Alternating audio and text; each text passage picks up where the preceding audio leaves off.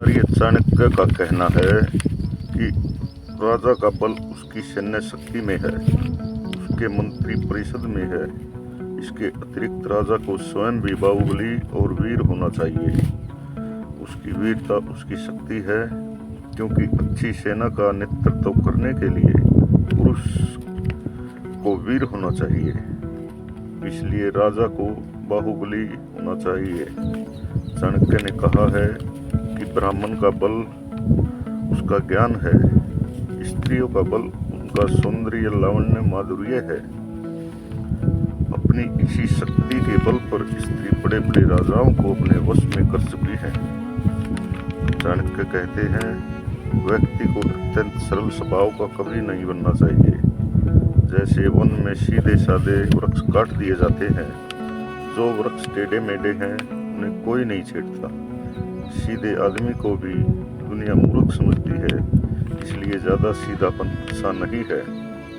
चाणक्य कहते हैं कि कमाए हुए धन का त्याग करना ही उसकी रक्षा करना है।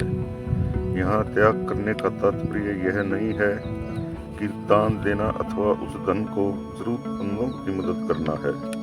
जैसे तालाब को स्वच्छ रखने के लिए उसका जल निकाल कर स्वच्छ जल से भर दिया जाता है, क्योंकि पुराना जल सड़ने लगता है। इसी प्रकार घर में दबा कर रखा गया धन व्यक्ति को कोई लाभ नहीं देता।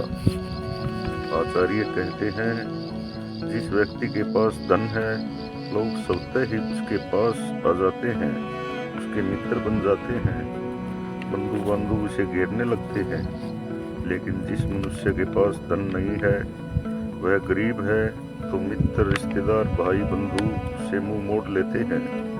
धनवान आदमी को सभी विद्वान मानते हैं, लेकिन गरीब आदमी को सभी मूर्ख समझते हैं।